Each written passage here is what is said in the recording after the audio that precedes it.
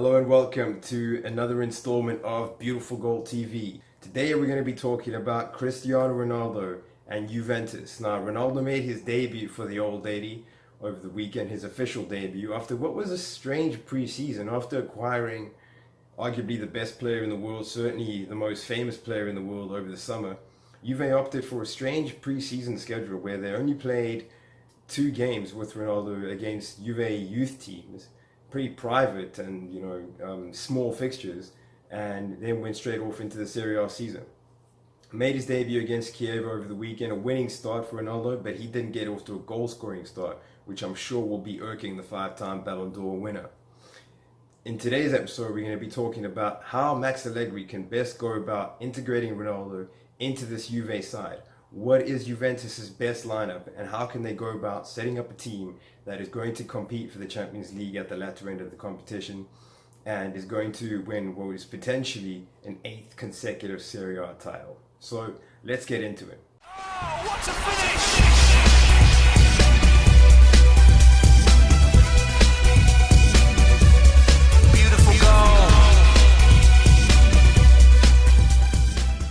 Okay, so over the summer, Juve brought in 4 key recruitments. João Cancelo on that right back position.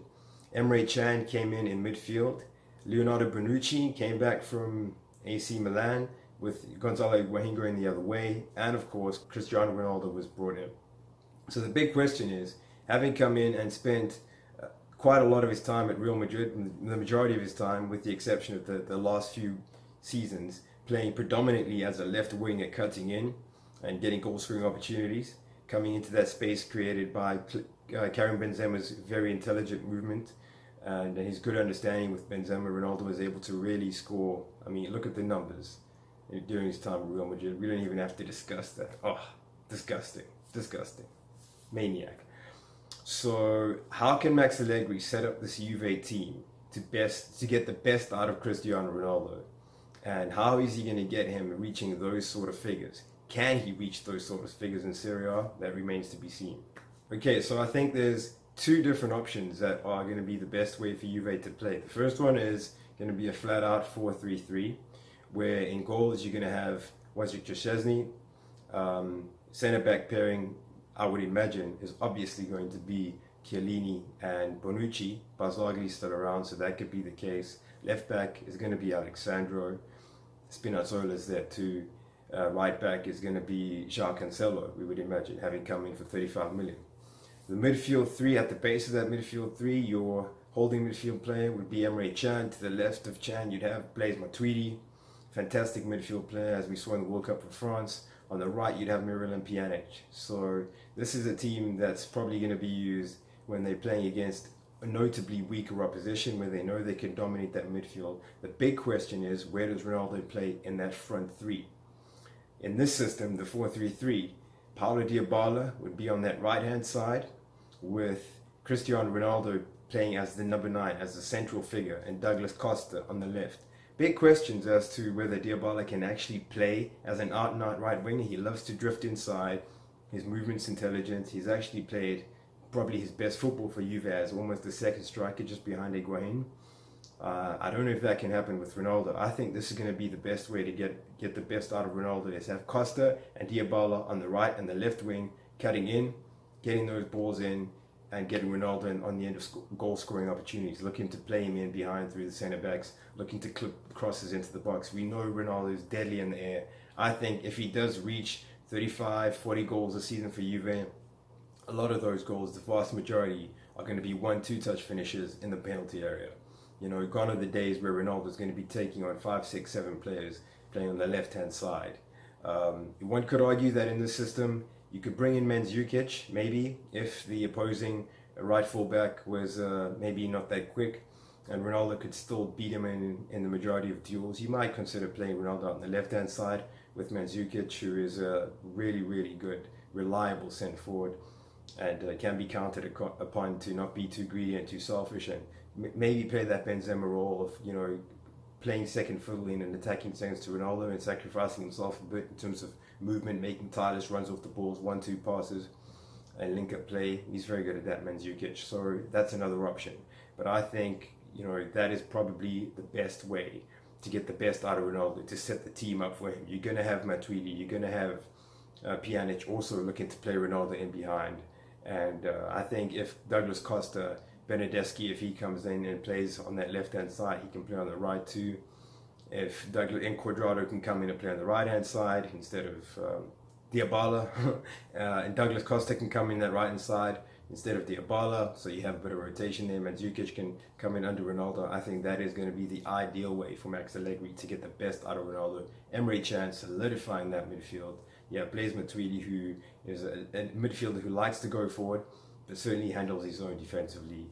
And Miralem Pjanic, a wonderfully talented central midfield player. I think that's the best way to go. Right, what is the other option? For me, the other option is a subtle tweaking of the organization of the midfield three. It would still be essentially a 4-3-3, a slight variation on that, but more of a 4-2-3-1, where you had, and this is probably going to be work for them in Europe, where you're playing against teams who are more likely to dominate the midfield in an offensive sense, when you're playing against the likes of Man City, the likes of PSG, the likes of Barcelona in the latter stages of the Champions League. Juve can't hope to win the Champions League and not come up against those types of sides. So if that is going to be the case, I think the best way for them to line up is, once again, obviously Szczesny in goal, Chiellini and Bonucci at the back. We know that Barzagli could come in. We know that Rugani is there too. So they got a lot of depth at the back. At right back, obviously it's going to be João Cancelo. He started quite well against Chievo. Him and De Sciglio, we would imagine there'd be some rotation there. On the left-hand side, obviously Alexander has got that left-back position nailed down. But that midfield three, in this system, you bring in Sami Khedira for either Pjanic or Matuidi, probably Matuidi, and you play a combination of Emre Can and Sami Khedira. It's debatable. You could also say that it should be Matuidi and Khedira, but Khedira is in this midfield purely for his ball-winning qualities. We saw in the first game against Chievo that he still has some goal-scoring instincts, and he's always had that knack of getting forward at the right time. His finishing leaves a bit to be desired at times, but you'd have a defensive midfield duo there behind number 10 with either Pjanic or Dybala, probably Dybala playing that role. Although if this is a team set up for a semi-final or quarter-final tie against a team who's dominating possession, honestly, I think Pjanic is going to give you more defensively than Dybala, but you can't leave Dybala out the team, right? So if Pjanic starts as number 10, you would imagine Dybala out on the right. If not, then certainly Dybala in that number 10 position, directly behind Ronaldo, playing as a support striker and an attacking linchpin, looking for the balls out wide and coordinating that attack, orchestrating that attack, playing as a real traditional trequartista. On the left-hand side, for me, it's got to be Douglas Costa or Bernardeschi. On the right-hand side, Cuadrado or Bernardeschi. Bernardeschi is a wonderfully versatile wide player, very talented, promising player, and I'm really excited about what he can offer this season. And then you have Ronaldo as the number 9, as the focal point of that attack. It's debatable whether he can really play that hold-up role in this kind of team as well as Mandzukic can.